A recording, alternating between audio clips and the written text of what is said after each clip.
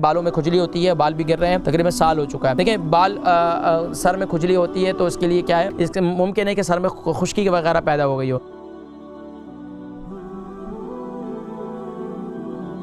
अस्सलाम वालेकुम।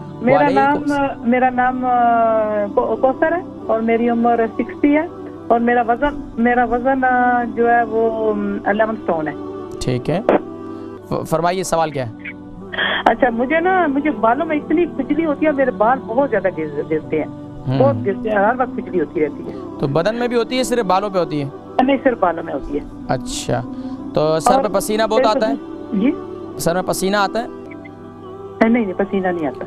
अच्छा, तो बाल जो है कब से गिरना शुरू हुए ज्यादा? ये तकरीबन मुझे तो अब साल हो गया। तो ये तकरीबन अय्याम के खत्म होने के बाद ये सारा मामला हुआ है? नहीं, अय्याम तो पहले के खत्म हो गया, 10-12 साल हो गए।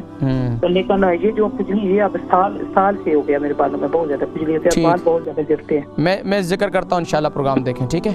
बहन कौसर, इनकी उम्र 60 साल है और 11 स्टोन का वजन है, बालों में खुजली होती है, बाल भी गिर रहे हैं, तकरीबन साल हो चुका है। देखिए बाल सर में खुजली होती है तो इसके लिए क्या है, इसके मुमकिन है कि सर में खुश्की वगैरह पैदा हो गई हो।